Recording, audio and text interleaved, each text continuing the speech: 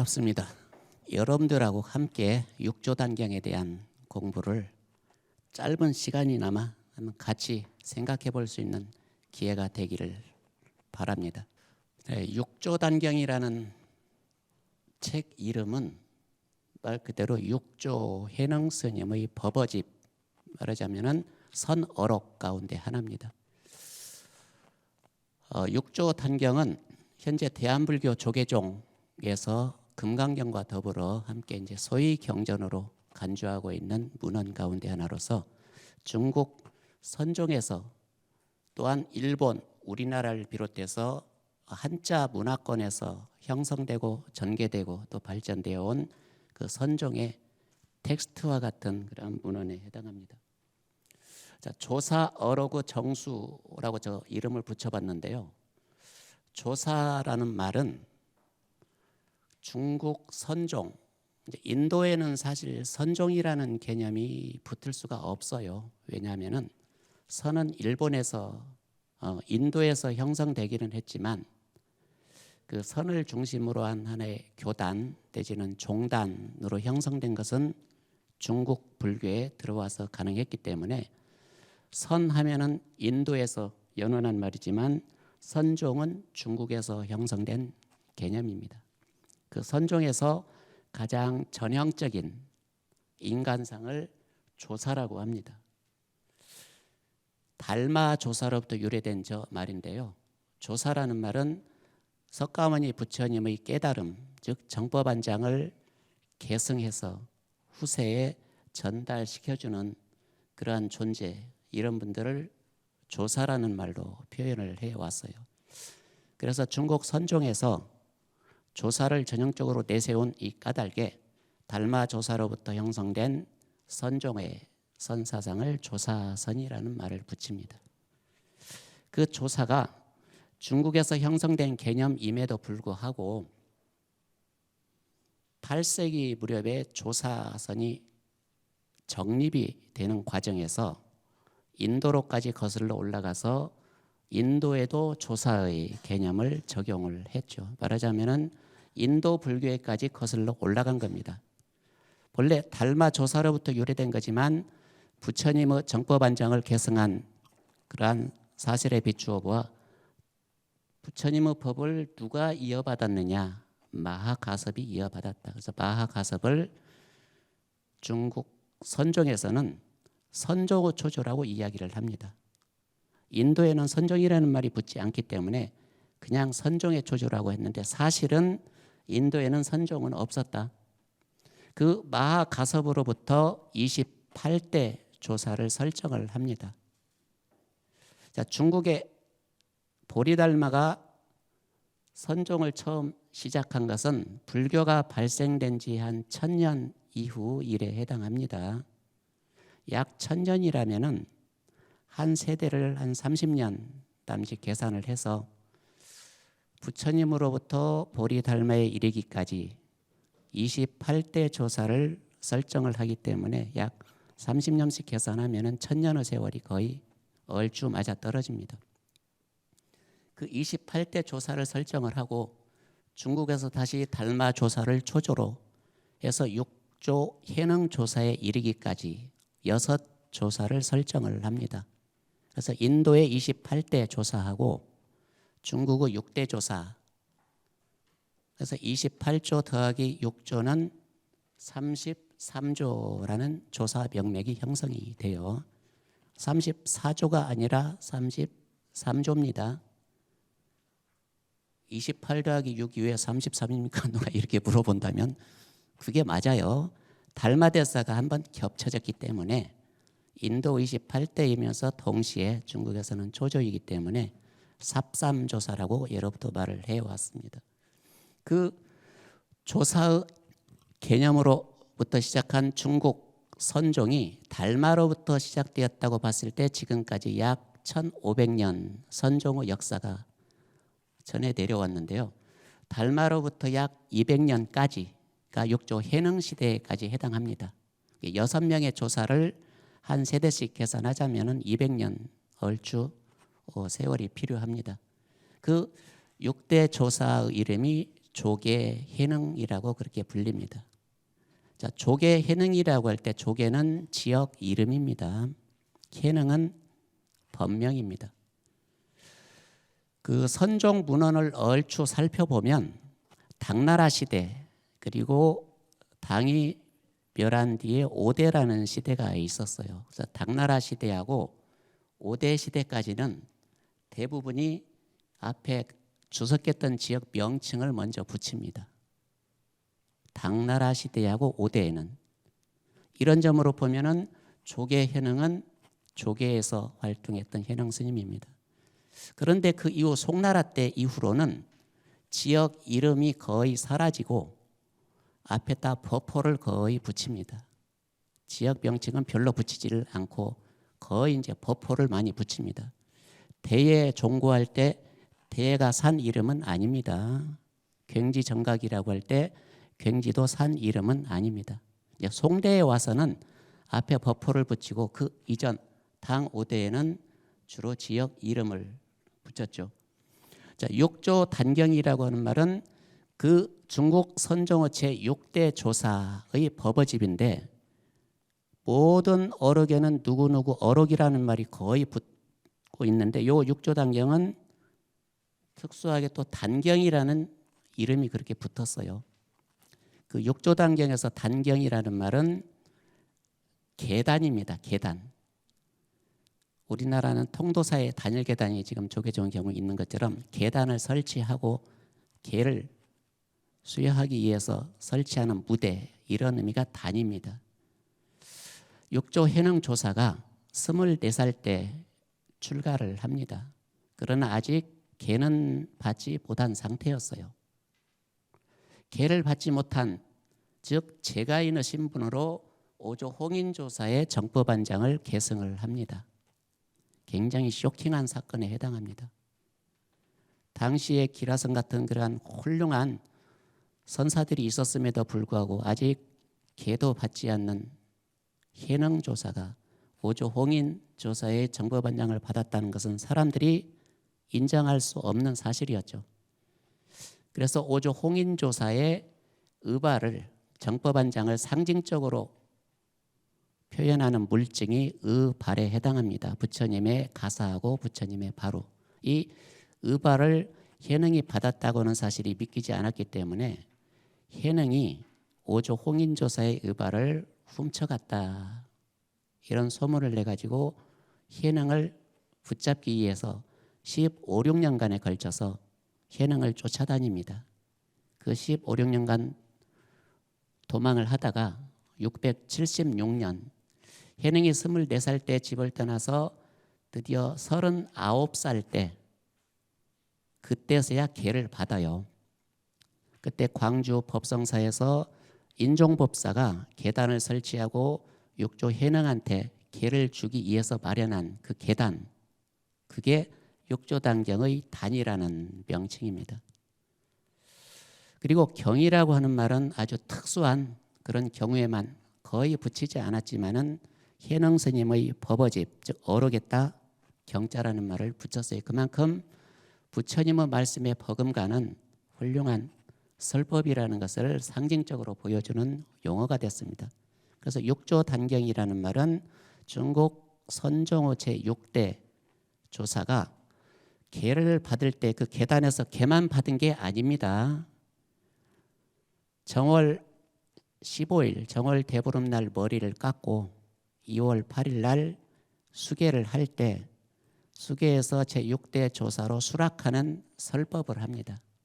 그때 그 수락 설법을 기록한 것이 단경입니다. 사실은.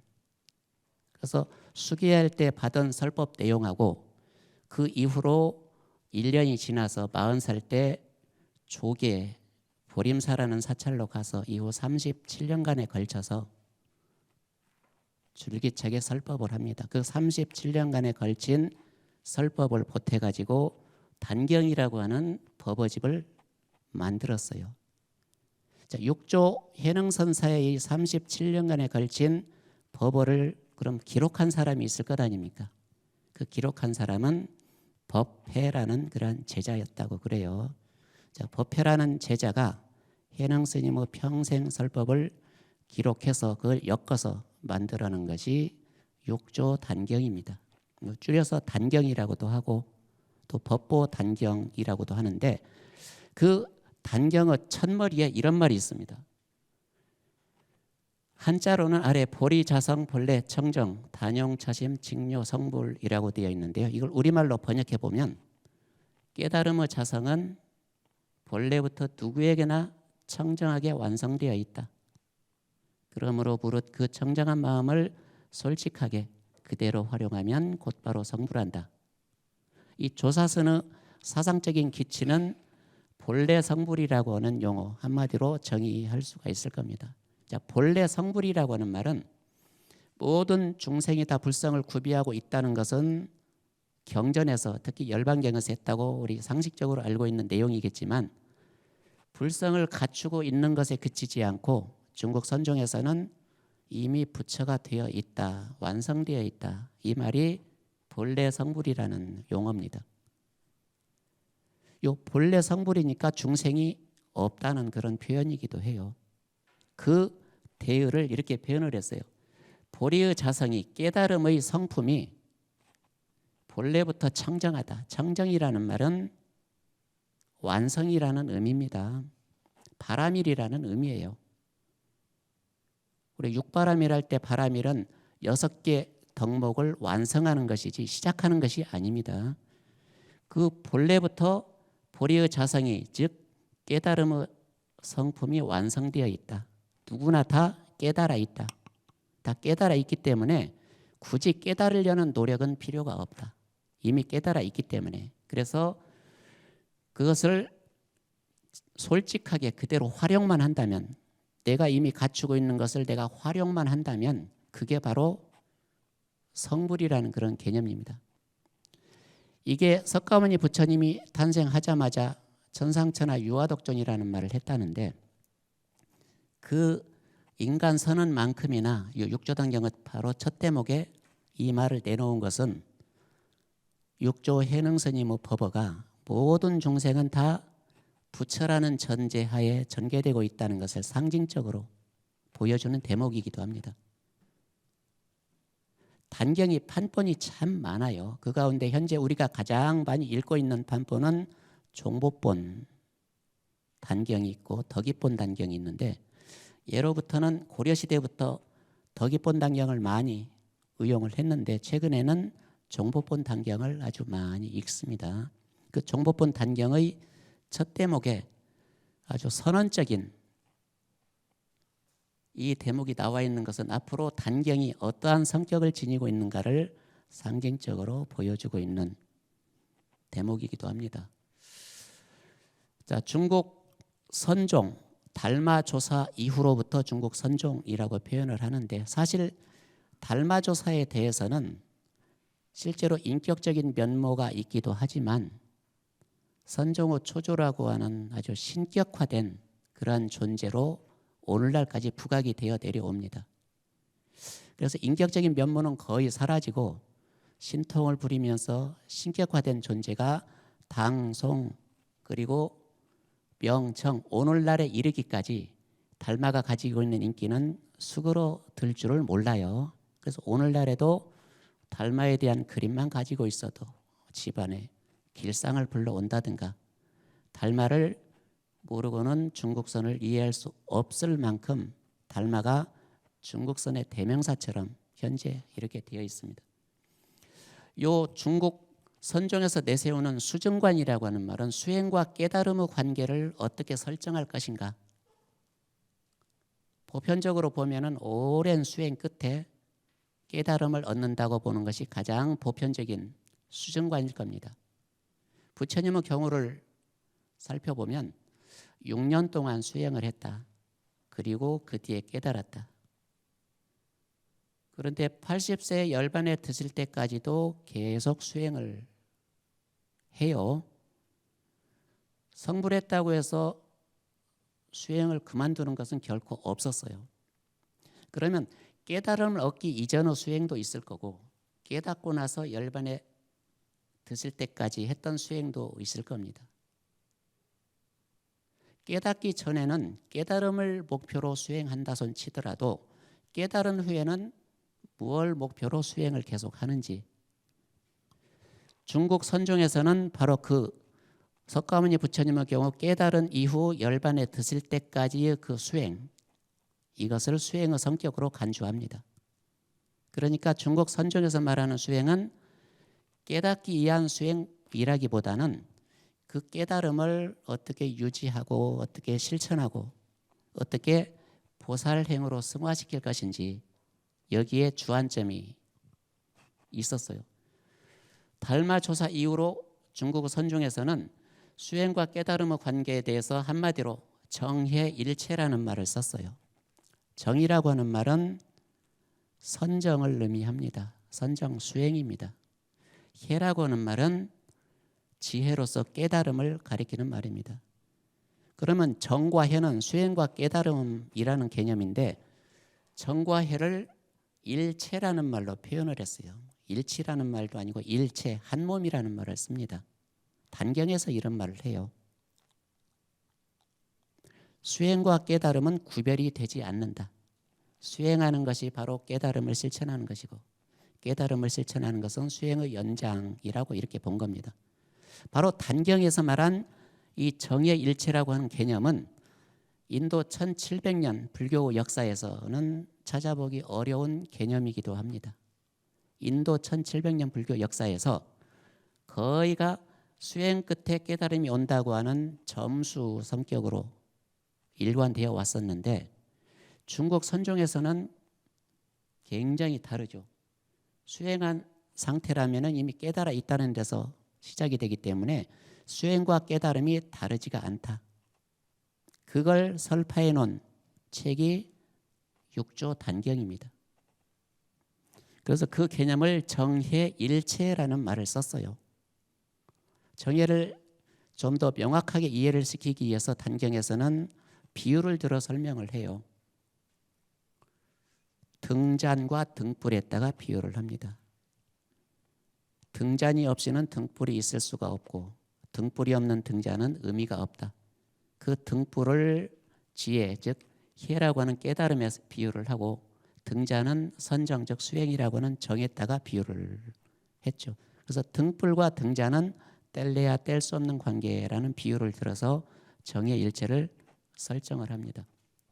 현재 대한불교 조계종에서 이러한 단경의 위상은 굉장히 의미가 깊습니다. 그런데 대한불교 조계종에서 단경을 그렇게 소중하게 간주하는 까닭이 있어요. 자, 조계종은 조계 해능의 법맥을 계승한다는 점에서 조계라는 명칭을 가지고 왔다고 합니다. 조계는 지역 이름입니다. 중국 그 삼국 시대 때 조조와 손건과 유비가 서로 자기네가 정통이라고 황제를 모시겠다고 명분을 내세우고 그토록 오랫동안 전쟁을 했는데, 그 조조가 세 사람 중에서는 최후 승자가 됩니다. 그 조조의 후손들이 모여 사는 집성촌을 조후촌이라고 했어요. 그 조후촌에 해당하는 지역이 조계라는 지역입니다. 그래서 조계라는 지역은 사실은 간접적으로는 조조의 조자에 해당하기도 합니다. 거기에서 조계 해능조사가 37년에 걸친 오랜 세월 동안 설법했던 데에서 유래한 명칭이 조계라는 말입니다. 그래서 대한불교 조계종에서는 그 조계대사의 법맥을 우리나라에 누가 처음 전했느냐, 그 사람을 조계종의 종조로 추앙을 합니다. 조계종의 종조를 도의선사라고 하는데, 그 도의선사보다 이전부터 우리나라에 중국어 선법을 전승한 사람이 없지는 않았습니다. 도의선사보다 한 7, 80년 이전에 범랑이라고 하는 사람, 신행이라고 하는 사람이 중국어 달마의 선법을 전승을 했지만 조계의 법맥은 아니었어요. 그 조계의 법맥을 최초로 우리나라에 전승한 사람이 도의선사입니다. 중국에서 한 37년 동안 유학 생활을 하고 821년에 귀국을 했다고 하는데, 그 도의선사가 최초로 육조 해능의 선법을 우리나라에 전했다는 점에서 도의선사를 대한불교 조계종에서는 종조로 모시고 있는데 그분이 설학도의에 해당합니다. 821년에 우리나라에 조계해능의 선법을 전승을 했는데 우리나라에서는 선이 뭔지 전혀 이해를 못 해주더라는 겁니다. 그래서 입이 아프도록 선법에 대해서 이야기를 하다가 못 알아주니까 알아듣지를 못하니까 설악산으로 들어가서 설악산에서 평생 나오지 않고 살았다. 그래서 설악도의라는 말을 붙여줍니다. 실제로 국사는 아니었습니다마는 존칭해서 도의국사라는 명칭을 붙여 쓰기도 해요. 그것이 현재 대한불교 조계종에서 성역화 작업을 하고 있는 진전사라는 사찰입니다. 도의선사는 거기에 터를 짓고 열반할 때까지 나오지 않았어요. 그 도의선사의 법을 염거라는 제자가 받고 염거도 성공을 못했어요. 도의선사의 손제자에 해당하는 보조 채징이라는 선사가 곡성 태안사에다가 터를 잡고 거기에서 처음 구산산문 가운데 가지산문이라는 산문을 연 이후로 자기 할아버지 뻘에 해당하는 도의선사를 초조로 추존하면서 가지산문이라고 하는 한 선종의 문파를 우리나라에서 열었던 거죠. 그 유래를 따서 조계라는 말은 조계해능에게서 그 법맥을 계승한 그 혈맥을 계승한 종파라는 점에서 조계라는 명칭을 활용했다고 그러는데 더 가까이로는 고려시대 보조 진울 국사가 오늘날 그 송광사 중심으로 하는 그 조계 총림이죠. 조계산 기슭으로부터 조계해능의 선법을 크게 현창하면서 유래가 되었고 또 더 가까이로는 60년대 1960년대에 드러나서 조계종과 태고종 분파했을 때 거기에서 또 따온 용어를 지금까지 활용하고 있습니다. 앞서 단경은 여러 가지 판본이 있다고 그랬는데요. 요 인문학 독자를 위한 육조단경 이 내용은 종보본에 의거한 단경입니다. 종보본이라면은 종보라는 스님이 개판한 단경 이런 말입니다. 종보라는 스님이 원나라 말기 때 1291년입니다. 1291년에 그 이전에 내려오던 많은 단경의 판본들을 모아가지고 새로 판본을 하나 편찬을 했는데 그게 종보 스님이 개판한 단경이다. 그래서 다른 판본들과 구별하기 위해서 종보본 단경이라는 말을 붙이는 겁니다. 이 종보본 단경은 10개의 품으로 나뉘어져 있습니다. 물론 1년 전에 1290년에 나온 몽산 덕이 스님이 개판한 덕이본 단경도 10개의 품으로 나뉘어져 있는데 명칭은 서로 다릅니다. 자, 여기에서는 이제 종보 스님이 개판한 10개의 품명을 살펴보면 첫 번째 행유품이라는 말을 붙였어요. 이 행유품이라는 말은 육조대사가 소주 성 내에 해능 스님은 소주 지역의 산 자락에서 수행을 했었고 소주 자사가 위거라는 사람이 있었는데 위거라는 사람이 성 안에다가 대범사라고 하는 큰 사찰을 하나 지었어요. 대범사라는 사찰을 지었으니까 스님을 모셔다가 설법을 듣고 싶다 해서 산자락까지 올라와서 해능 스님한테 사찰이 다 낙성이 됐으니 내려와서 개당 설법을 좀 해주시기 바랍니다. 그래서 해능조사가 흔쾌히 수락을 합니다. 그래서 소주 성내까지 대범사에 내려가서 총 3차례에 걸쳐서 설법을 하는데 그 첫 번째 설법이 행유품의 내용을 이루고 있어요. 이 행유품은 해능조사가 회고하는 형식으로 내가 언제 어떻게 태어났고 어떻게 법을 받고 어떻게 도망을 다니고 어떻게 했다.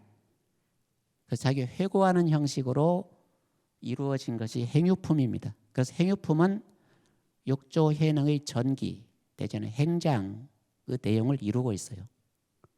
그래서 행유품만 따로 독립을 시키면은 해능선사가 어디에서 태어났고 어떠해서 어떠한 생활을 거쳐왔는지, 물론 본인 입으로 해고를 하다 보니까 죽는 날짜까지는 이야기할 수가 없었겠죠. 그 첫 번째 설법에서 지나온 자기 과거를 돌아보는 형식으로 이야기를 하는데, 이 행유품 하나만 독립을 시키면은 경전의 형식을 취해서 앞부분에서 청법 대중을 소개를 하고 마지막 설법이 끝나니까 그 설법을 들은 대중들이 환히 봉행을 했다. 다 각자 깨달음을 얻었다는 이러한 경전의 형식을 유독히 많이 취한 모양새입니다. 그리고 반야품과 음음품까지, 반야품은 두 번째 날 설법을 한 대범사에서 두 번째 설법 내용이 반야품을 이루고 있어요. 이 반야품은 금강경에 해당합니다. 자, 반야경은 굉장히 분량이 많죠. 대반야경은 권수로 600권이나 되는 방대한 분량인데, 그 가운데 그 577번째 한 품을 빼면은 그게 금강경에 해당합니다. 근데 육조 해능조사는 금강경의 내용에 이어서 처음 발심을 했고, 금강경의 내용을 듣고 또 깨달음을 얻어요. 그래서 금강경과 아주 관련이 깊은 인연을 지니고 있는 사람이 조계대사 해능입니다. 그 금강경 사상을 단경에서 고스란히 계승하고 있는데, 거기서 마하반야 바라밀이라고 하는 요 경전 제목을 해석해 놓은 것이 반야품에 해당합니다. 마하는 이런 뜻이다, 반야는 이런 뜻이다, 바라밀은 이런 뜻이다. 그래서 마하반야 바라밀이라고 하는 경전 제목에 대해서 학술적인 설명이 아니라 해능이 자기식으로 풀어 해석을 합니다. 아주 독특한 해석이기 때문에 경전 제목을 연구하는 사람들이 한번 주목해 볼 필요가 있는 대목이기도 합니다. 그리고 의문품은 세 번째 날 법회 내용이 의문품인데, 제목을 의문품이라고 붙인 것은 그 소주 성 내에 수백 명의 사람들이 모여 있을 때 해능조사가 궁금한 게 있으면 질문을 하시오. 뭐든지 답해 주겠소. 대표로 소주 자사했던 위거가 세 가지 질문을 합니다. 첫 번째 질문은 그 당시 당나라 때 정토가 크게 유행을 했었어요. 정토하고 밀교, 선, 주로 실천을 강조하는 이러한 종파들이 크게 발전을 했었는데, 당시에 유행했던 정토에 대해서 처음 질문을 합니다. 정토 세계가 서방 세계로 가면, 서쪽으로 가면 실제로 있는 것입니까? 궁금했을 것 아닙니까? 그러니까 육조 조사는 그 질문을 받고, 정토는 내 마음속의 정토입니다. 유심 정토를 이야기해요. 그리고 아미타 부처님은 내 자성, 우리의 마음이 아미타불입니다. 자성, 미타, 유심 정토를 이야기하는 대목이 첫 번째 의문에 대한 답변입니다. 보편적으로 선종뿐만이 아니라 천태종이라든가 또는 화엄종, 이러한 종파들에서는 유심정토를 거의 많이 이야기를 합니다. 그러니까 다시 질문을 하죠. 아니, 경전에는 분명히 서쪽으로 10만 8천 리를 가야 있다고 그랬는데 어떻게 우리 마음속에 정토가 있다고 합니까? 그 10만 8천 리라는 것을 또 해능이 해능식대로 해석을 해줍니다. 10만 리와 8천 리를 잘라가지고 우리의 마음속에 선심의 반대가 되는 시박심이 있는 사람한테는 10만 리 떨어져 있다고 이야기를 해요. 시박심을 가지고는 도저히 갈 수가 없기 때문에 10만 리 떨어진 셈이다. 그리고 8천 리는 8정도 상대 개념인 8사도, 마음속에 8사도를 가지고 실천하는 사람은 8천 리가 떨어져 있다. 그래서 우리의 마음속에 시박심과 팔사심이 없으면은 갈 필요가 없다. 바로 내 마음 그대로가 정토다. 이런 설정을 해주니까 이거 자사가 크게 수긍을 합니다. 그 다음에 또 하나 의문은 양나라 무제하고 달마조사하고 만나서 무제가 달마를 추방했던 이야기에 대해서 도대체 누구한테 잘못이 있는 겁니까? 그걸 물어요. 양나라 무제하고 달마가 만나기는 만났던 모양입니다. 뭐 역사적인 사실 여부를 떠나서 무제하고 달마가 만났을 때 서로 생각하고 있는 견해 차이가 아주 커요. 양나라 무제는 본인이 황제가 되고 나서 많은 불사를 하고 많은 경전을 번역을 하고 사찰을 짓고 했기 때문에 공덕이 무척 많은 걸로 알고 있었답니다. 그래서 양나라 무제가 제 공덕이 얼마나 많습니까? 물어보니까 달마가 고개를 갸우뚱해요. 공덕이 많다고 질문하는 것이 너무 의외였던 거예요. 복덕이 얼마나 많습니까? 하면 억수로 많습니다. 답변을 했을 텐데 공덕이 얼마나 많습니까? 물어보니까 공덕은 하나도 없다고 이렇게 답변을 해요. 무제는 깜짝 놀랍니다. 억수로 많다는 답변이 나올 줄 알았는데 하나도 없다고 하니까 그때 무제는 복덕을 공덕으로 착각한 것이고 달마대사는 공덕과 복덕을 구별을 합니다. 공덕은 자기 마음을 깨달아야 쌓이는 거고 복덕은 마음을 깨닫지 못해도 보시를 하면 복덕은 충분히 쌓을 수가 있다. 달마가 생각하는 개념하고 무제가 생각하는 개념, 공덕과 복덕의 차이가 이렇게 크기 때문에 우리 단경에서는 공덕과 복덕의 차이를 5가지로 나누어서 설명을 합니다. 그렇기 때문에 무제의 잘못이지 달마대사의 잘못이 아닙니다. 현행은 이렇게 결론을 맺습니다. 세 번째 질문부터 이야기할까요? 제가인의 수행 방식에 대한 이야기를 합니다. 제가인들 즉 출가하지 않는 사람들은 어떻게 수행해야 됩니까? 할 때 해능조사 입장은 제가인과 출가인을 따로 구별하지 않습니다. 제가인도 집에서 수행해도 충분히 깨닫는다. 그런데 해능조사가 제시해놓은 제가인의 수행 방식은 의외로 유교에서 덕목으로 내세우는 오상이었어요. 인, 의, 예, 지, 신을 실천하면 제가인은 그걸로 깨달음을 얻는다. 그런데 굳이 집에서 인, 예, 지, 신을 실천하면 되는데 멀리 산까지 찾아다닐 필요가 없다. 그러나 이미 산에 올라갔으면 설법을 듣고 내려가도 좋다. 그처럼 정토의 문제하고 무제와 달마의 만남 그리고 제가인의 수행법에 대해서 3가지를 질문한 내용이 의문품을 형성하고 있어요. 그 다음에 정예품은 아까 앞서 언급한 정과 해, 수행과 깨달음의 관계를 아주 명쾌하게 중국 선종의 하나의 시금석과 같이 확정을 해놓은 것이 정예품에 해당합니다. 어찌 보면 육조단경의 가장 핵심적인 부분이 제사 정예품이기도 합니다. 이 정예품부터는 다시 보림사로 올라와서 보림사에서 했던 설법 내용입니다. 언제 했는지 날짜는 알려져 있지가 않습니다. 날짜를 기록을 안 해가지고 젊었을 때 했던 건지 늙음하게 했던 건지 구별을 할 수는 없어요. 그 다음에 좌선품은 좌선에 대한 이야기를 하는데 해능의 설법은 굉장히 독특합니다. 좌선을 우리는 일반적으로 좌선으로 해석을 하는데 해능은 좌와 선으로 나누어서 또 따로따로 설법을 합니다. 좌라는 것은 밖에서 오는 유혹에 흔들리지 않는 것, 선은 내 내부에서 마음에서 산란심이 일어나지 않는 것.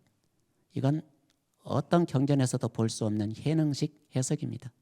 그리고 좌선이라는 개념을 앉아서는 참선 정도의 의미로 끝내지 않고 좌선의 개념을 모든 수행의 개념으로 확장을 시킵니다. 좌선은 걸어다니고 앉아있고 누워있고 앉아있는 4가지 동작 가운데 하나의 좌선이 아니라 모든 선수행을 좌선으로 정의하고 나아가서 좌선의 개념을 깨달음으로까지 의미 확장을 합니다. 그래서 좌선이 가지고 있는 의미는 단경에서 굉장히 보편성을 지니게 됩니다. 그 다음에 6번째 참회품이 해능조사가 39살 때 광주 법성사에서 계를 받을 때 그 계를 받을 때 했던 수락설법 내용이 참회품에 해당합니다. 그래서 이 참회품은 순서를 보면은 당시 수계하는 순서가 어땠는지 대략 짐작할 수가 있어요. 했던 순서대로 기록을 해놓으면 여기에서도 전부 다 마음속의 법문으로 설정을 합니다. 가령 사홍서원도 자성을 앞에 붙여서 오늘날 우리가 없는 자성중생서원도 이 자성이 붙는 말은 현행이 단경에서 제시를 했던 내용이기도 합니다. 삼기위도 또한 5분 법신양도 삼신에 대한 사상도 전부 다 자성을 앞에다 뒤집어 씌워요. 그래서 마음속의 삼신, 마음속의 사홍서원, 마음속의 5분 법신양 마음의 법문으로 일관했던 내용이 바로 이 참회품에 잘 드러나 있습니다. 그 다음에 기연품이라고 하는 것은 이제 후대에 현행의 설법이라기보다는 후대에 제자들이 자꾸 보충해 넣은 것 같아요. 그래서 기연품은 13명의 제자들하고 현행이 만나서 주고받거니 하면서 현행한테 법을 통해서 깨달음을 얻는 과정을 기록해 놓은 부분이 기연품에 해당합니다. 13명에 대한 내용이 재미있는 이야기식으로 전개가 되어 있어요. 그 돈전품이라는 말은 이 육조단경을 읽어나가는 또 하나의 그런 키워드는 단경은 현행 조사의 법어인 만큼 현행의 남종, 당시에 상대적으로 있었던 신수의 북종 개념으로 나누자면 현행의 남종이 정통이고 상대방에 있었던 신수의 북종은 정통이 아닌 반계다. 이러한 구조 속에서 만들어진 것이 이 육조 단경입니다. 왜냐하면 육조 단경이 약 780년 전후에서 처음 세상에 출현합니다. 780년이라면은 현행 스님이 713년에 입적한 이후 약 70여 년 지나서 어록이 만들어져요. 근데 그 70여 년 사이에 신수를 중심으로 한 북종은 반계로 취급이 되었고 현행의 남종이 정통으로 바뀌는 사건이 일어나요. 그래서 이미 780여 년을 전후해서 육조단경이라는 법어집이 나오게 될 무렵에는 북종은 거의 이제 쓰러져가는 단계고 남종이 득시하는 과정이기 때문에 남의 눈치 안 보고 남종이 정통이라고 노골적으로 강조하고 주장하는 내용으로 이 단경은 이루어져 있습니다.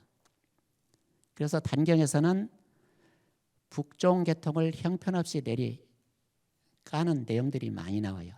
그리고 현행의 제자, 현행이 최고다. 이러한 구도 속에서 만들어진 것이 이 육조 단경이기 때문에 돈전품이라고 하는 말은 도노와 점수를 가리키는 말입니다. 현행의 가르침은 도노로 정의를 했고 상대방에 있었던 신수의 북종의 가르침은 점수라는 말로 의도적으로 이러한 차별을 지어가지고 도노와 점수의 차별성을 설명하는 대목입니다. 이게 돈전품에 해당합니다. 그리고 선조품이라고 하는 말은 선자라든가 조자가 붙으면은 황제의 명령을 상징합니다. 현행조사는 평생 당나라 장안과 낙양이 서울이었는데 서울에 가본 적이 없었던 것 같아요. 그 중국 유일무이한 여황제였던 측천무호가 현행조사를 장안으로 불러들였지만 코로나에 걸렸다고 핑계대고 안 가요. 두 번째는 또 중종 황제가 불렀을 때도 신종플루에 걸렸다고 또 핑계대고 안 갑니다. 세 번째는 측천무와 중종 황제가 두 사람이 함께 현행을 불렀지만 또 몸살이 났다고 몸살기가 있다고 핑계대고 안 가요.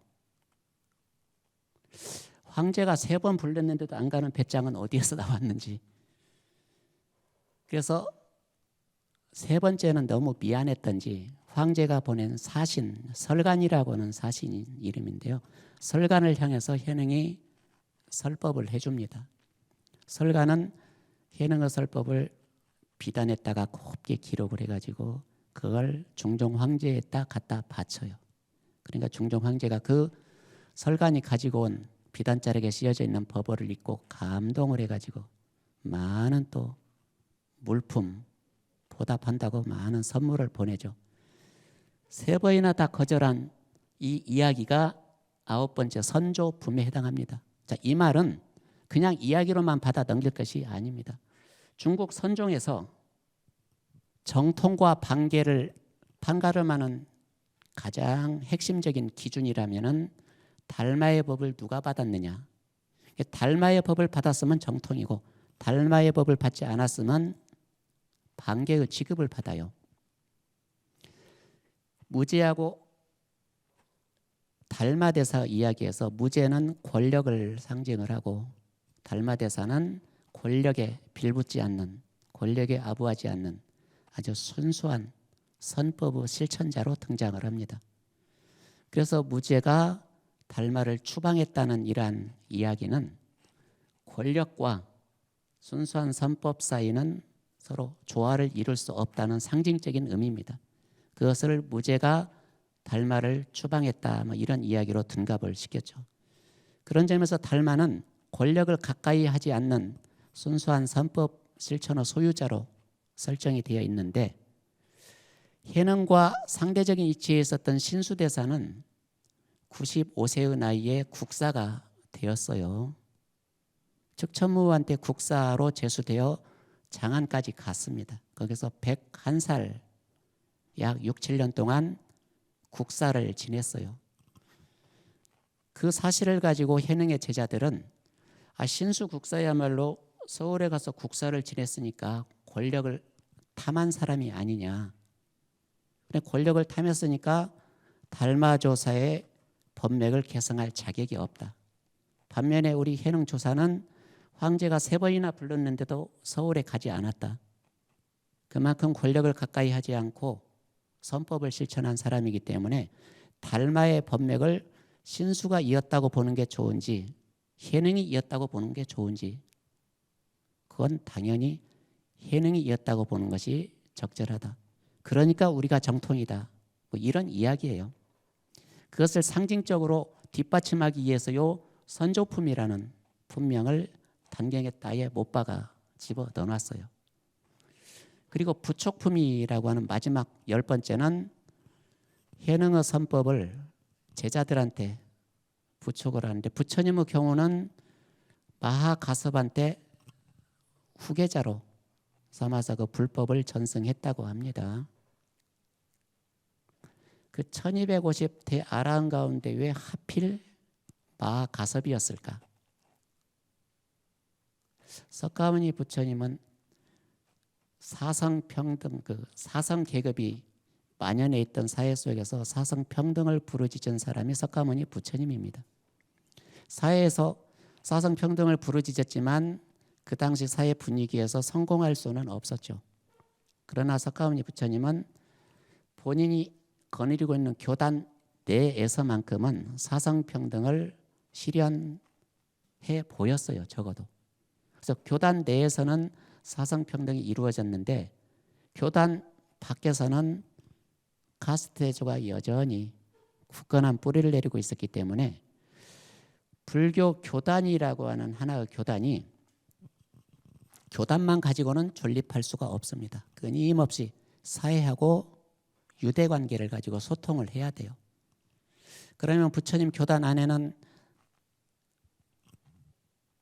계급 제도를 인정하지 않았지만 그 안에서 그래도 출신자들은 바라문 출신자도 있고 노예계급 출신자도 있고 크시아트리아 계급 출신자도 있었어요. 그 많은 계급의 출신자들 가운데 누구를 후계자로 정하는 게 좋을까? 아마 당시 사회를 고려한다면 그래도 바라문 출신자의 사람이 후계자가 되는 게 어떨까? 이건 정설은 아닙니다. 그런 많은 이제 개연성을 이야기해요. 그래서 가섭은 바라문족 출신자입니다. 사회에서는. 그래야만이 불법이 사회에 훼손되지 않고 온전하게 이어나갈 수 있는 그런 여건이 확보가 된다.